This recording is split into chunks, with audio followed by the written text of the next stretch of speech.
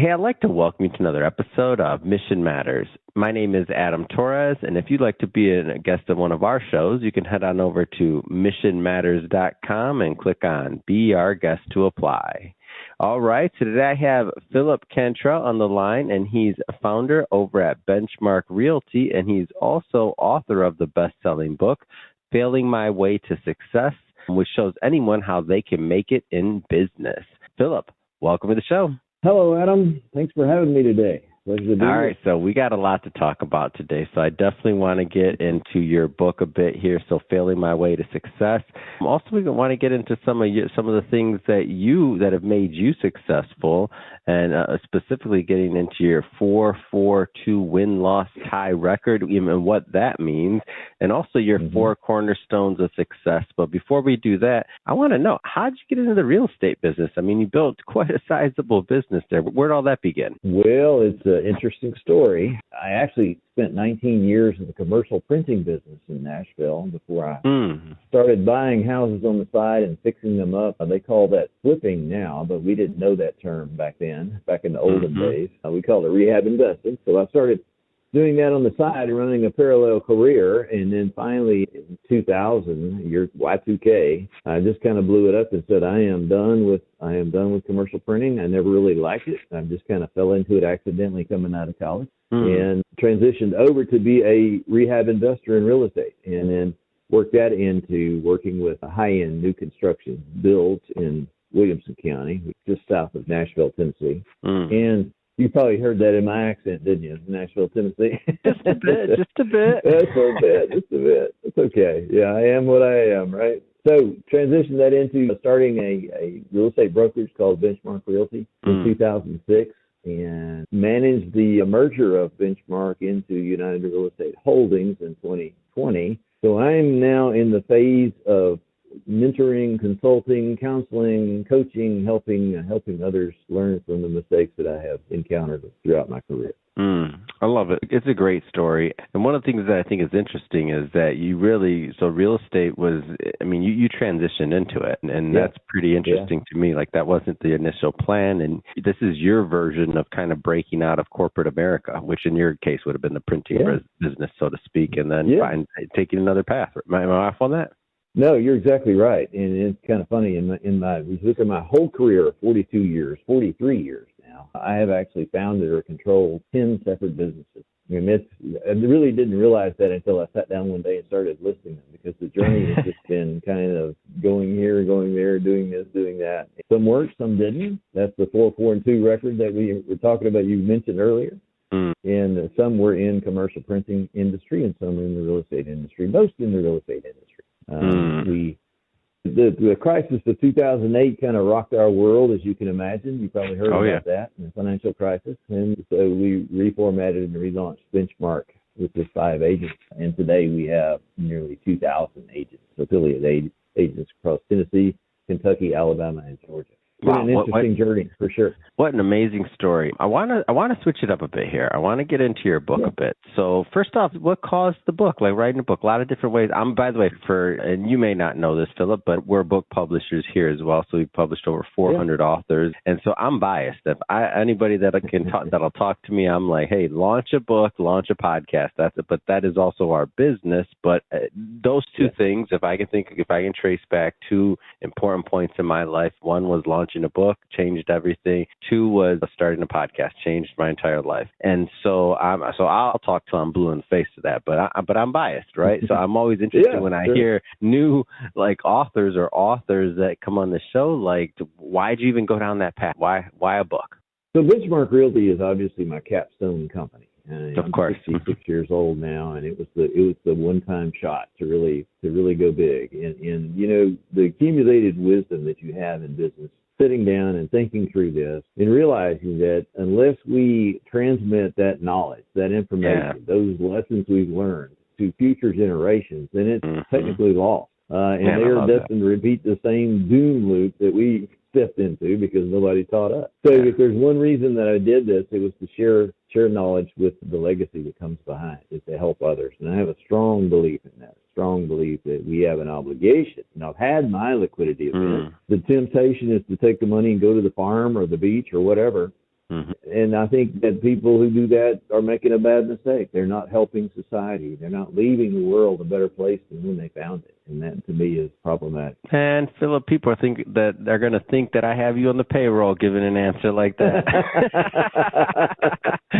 No, but that's what I say, though. I'm like, at the end of all of this, we're not taking it with us. Like, if you don't give that knowledge, I like to just say pay it forward. And those aren't my words. A lot of other people said it. And there's different ways to pay it forward. And in the past, maybe it was simply, which I still don't think is bad, is philanthropy, writing a check, other things like that. But the knowledge is what moves humanity forward. It's not necessarily always another something with our name on it out there. Sometimes it's the knowledge. The knowledge is the hard part, really, and that's the part that lets other people build from it, in my opinion. Exactly. Well, I 100% agree with you. Knowledge is what I call a compounding effect, right? Because I can give you $1 and you've got $1. And maybe you go invest that and maybe you get a little bit of money off that. Or I can teach you how to earn $1 and then you can go make $1 million of it. And I think that compounding effect is a moral obligation, to be honest with you. I just strongly believe that. And I see it happen over and over again where guys my age, they old white guys, they take the money and go to the farm and they really haven't helped anybody. I leave it to my kids and my kids help. Yes, and that's great. And that's awesome. That's what you should be doing. But you also have a greater obligation to society once you have experienced these travails through business, for sure. So let's get into this win-loss tie record. So 4-4-2. Obviously, everyone wants to win in business, but can you talk a little bit maybe about the losses along the way and maybe even the ties and like what those taught you? Well, yeah, absolutely. I mean, and I actually wrote an article on this, talking about my lessons. My greatest mistake I ever made was the title of the article. And I think if you take all that and boil it down, there's a common theme that runs through them. And the common theme for me was believing my own hubris. I got sold on my own PR. I believed that I was really rocking and rolling. I believed that I was really knocking it out of the ballpark every time I swung the bat. And when you get to that point, that's when the fall happens. The Bible talks about pride goes before a fall, and that's exactly what the writer meant when he said that. In many cases, throwing good money after bad, continuing to double down on bad decisions because of your pride inevitably leads to really negative outcomes. And failing to do sufficient research on the front end was another big lesson. We get enamored with the next glittery object, particularly as real estate people. I mean, just the next shiny object. We just got to have it. And this is society in general. But to say, I have friends that like this XYZ product, and so therefore I'm going to go start a business, that is not research. that is the emotional decision-making process, which is never you just now hurt some people that are doing that as we speak. Sorry, I'm just being honest. But it's something that you have to look out for. So I talk about this in the book, about the importance of doing your diligence before you start a business, because I learned the hard way what happens when you don't. And it can be a big mistake or it can be a small mistake, but it's still a mistake. And you have to learn from your mistakes. Every one of them. I have learned with lots of zeros behind it. And those are mistakes you do not forget. I like this point a lot, because I think it humbles us no matter where we're at in business. If we've had some wins, had some losses, and it also makes it human that, hey, we all been there. And if you're newer to business or newer and you haven't had some of those, it's okay. I mean, time is going to teach you whatever lessons God has in store for you. So not talking on that, but it's okay. It's okay to be new. It's okay to be just getting started. So I want to get a bit into your frameworks here. Your 4 cornerstones of success. How did you come up with those, first off, and what are they?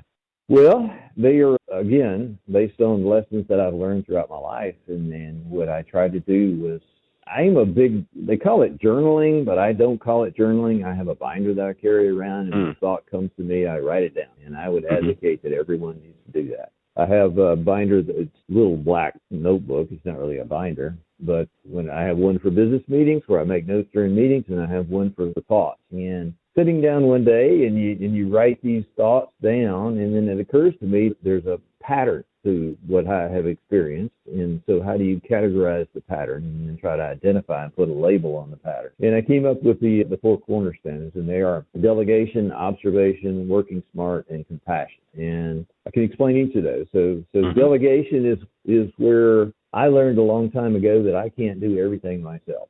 Type A personalities have a strong tendency to want to control, to not let go, to not hold others accountable, but at the same time, we despise it. We want to get it off our backs. We want to get it off our necks. We get tired of everybody depending on us, but subconsciously we crave it. So therefore, it is a strong problem to not want to delegate things. It was for me.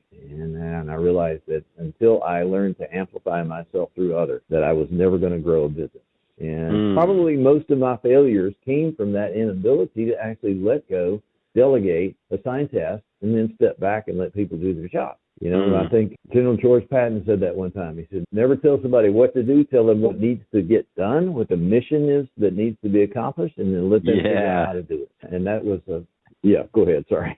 No, I love that. I'm always like, I'm just cracking up because that's what I always tell the people. I'm like, put me in the game, coach. Come on, what's the mission? I don't think people quite, I think those words they're more true today than ever. You got to be in the game. What's 100%. The mission? Let's get in there. Yeah. So the second one is observation. And observation sounds simple, but it's really not. Many people in particular industries, and coming from real estate, it's happens very often in this industry, is that we don't look outside the industry for potential solutions. And so that's the observation, is look at other industries for best practices. And this is where my previous exposure to another industry helped me tremendously when I got into this industry, because I got into the real estate. I'm not from real estate, so I didn't think as a traditional real estate broker, as a traditional real estate brokerage owner would think. I looked outside our industry and studied the best practices and then reformatted and reformulated them for this industry. And if they are a best practice, they are a best practice because business precepts are universal, right? You sell it for more than what it costs you to build it. That's the basic principle. And so applying that in a new industry seemed like rocket science at the time, but when you think about it, it's really incredibly simple. It's really simple. The working smart, which is the next one, is document your processes. When you find a standardized way of doing something, document that. Write it down. Don't just think, well, I'll remember that, because you won't, and you'll always do it a little bit different. Maybe it improves, maybe it doesn't, but if it's written down, then you actually can go back to it, reference it, sand on it, polish on it, refine it, make it better. And so we have a series of every business that we do now. We have a series of manuals. We have a process, the way we do things. We will document that in the manual, and we refer back to it, constantly improving it, but always referring back to it. And the last one being compassion. You can distill that down to understanding that you have to love the people you work with, or you need to do something different. You have to have compassion for them. I'm not talking about inviting them over to the house for dinner every night, but I'm talking about realizing that Earl Nightingale said it, if you know who that is. He said you can have everything you want. I know Earl. I love Earl. Yeah. We like Earl on the show. Yeah. That voice, right? That voice. There you go. He would have been a great podcaster. Could you imagine if that existed back then? Well, oh my gosh. Yeah, I know he was radio and other things, but go ahead, continue. So let me make the saying, and then I'll tell you a story about Earl Nightingale. But he said you can have everything you want if you help enough other people get what they want. Bottom line is, if you focus on serving others, whether your customers or your team, the success you're seeking will naturally follow. That's the way the universe works. And people don't understand that because they focus on the profit before the service, and they get it backwards, and they never really take off. But if you focus on the service and forget about the money will take care of itself. I promise you. It's the natural order of the universe. It has to happen every time. So the story about Earl Nightingale.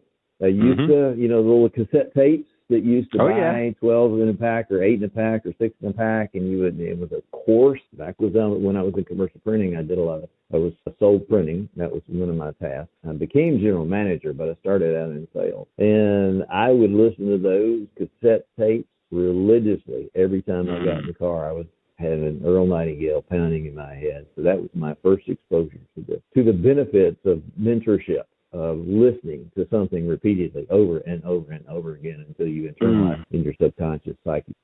He's a good man. He was a good man. He's passed away now. Mm-hmm. Based a lot of his stuff on Napoleon Hill's work, I believe. Oh yeah, and Zig built off of them and so on, and I think that's one of the that's a good example of individuals that paid it forward in terms of their experience and their work. Now, sure, that may have been their business, but for others out there, because we have different distribution channels like social media, it's easier to print a book nowadays. There's other ways to get your content out there, and that's just a great example. And we're still talking about them, and that's part of their legacy. But that's not why they did it. They were helping a lot of people, and that's how we both benefit, because I've listened to his stuff. I can't tell you how many times, along with Napoleon Hill and Zig and all the people that have built on that work, Les Brown and the contemporaries. I mean, lots of other individuals. So, Phillip, man, this has been a great conversation. I thoroughly enjoyed it. Your book, Failing My Way to Success. How do people pick up a copy, and how do people follow your brand? How do they connect? Well, I appreciate that. It's Failing My Way to Success, Lessons from 42 Years of Winning and Losing in Business. And I'm fairly transparent about the losses in there. It's a very unvarnished book. So you can pick it up on Amazon, of course. Just Google my name, Phillip Cantrell. It's Phillip with 2 L's. And my website is phillipcantrell.com. Very creatively named. Amazing. And for everybody listening, just so you know, we'll definitely put some links in the show notes, so you can just click on the links and head right on over. And speaking of the audience, if this is your first time with Mission Matters and you haven't done it yet, hit that subscribe or follow button. This is a daily show. Each and every day we're bringing you new content, new ideas, and hopefully new inspiration to help you along the way in your journey as well. So again, hit that subscribe or follow button. And Phillip, wishing you much more continued success with that best-selling book. So thanks again for coming on. Thank you very much, Adam. Enjoyed it.